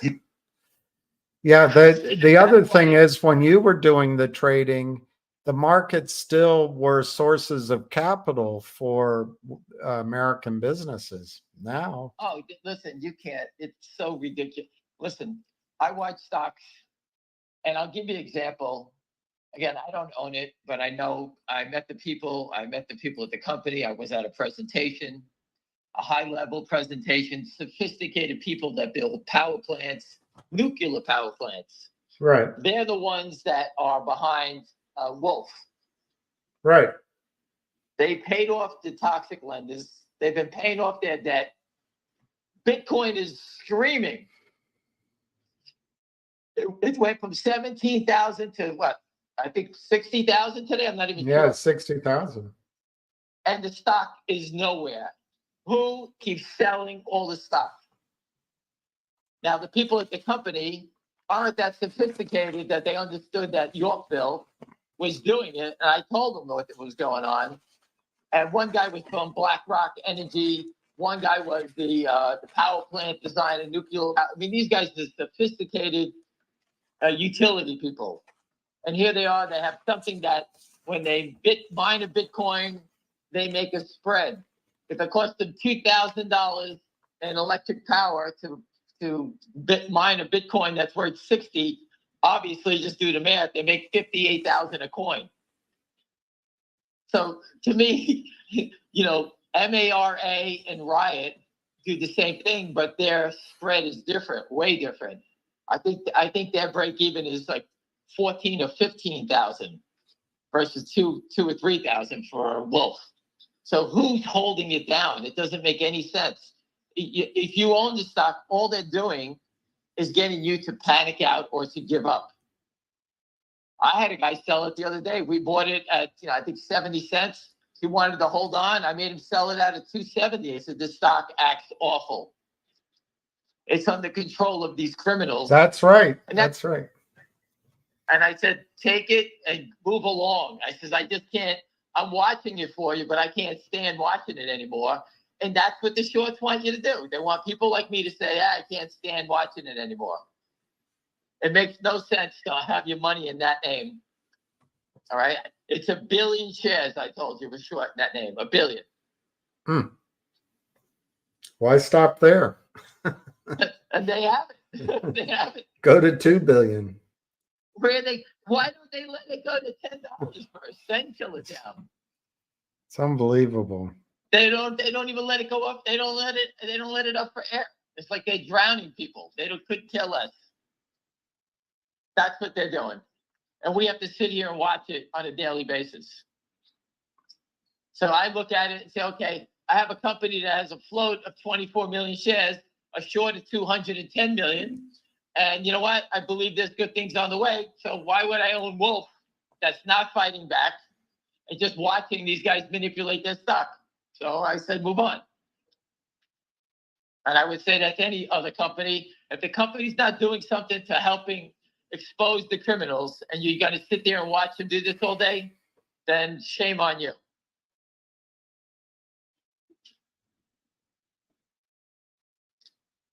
Anything else, William? AMC had bad earnings. No. Why don't you get on down the highway and we'll reconnect tomorrow. All right. Listen, everyone, have a great night. Thank you. Thank Yeah. you. Bye. All right, I'm going to sign off, everybody. It's 4:28, and I thank everyone for watching. Hopefully March. Oh, look at this. A 38-year-old lieutenant collapses during run.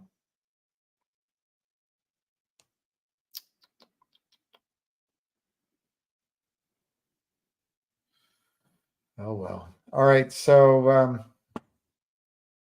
anyway, thank you very much for tuning in. And hopefully soon we'll have something more interesting than an Amber Heard trial to follow. So with that, I wish everyone peace, love, and happiness. Remember to pray for your fellow travelers, and especially Jenny L. And but each of you, number 2 pencil and his loss and others. Pops, pray for him, and pray for peace. Pray for peace, particularly for children. Pray that children can have their childhood without the suffering and damage that adults can cause. Anyway, peace.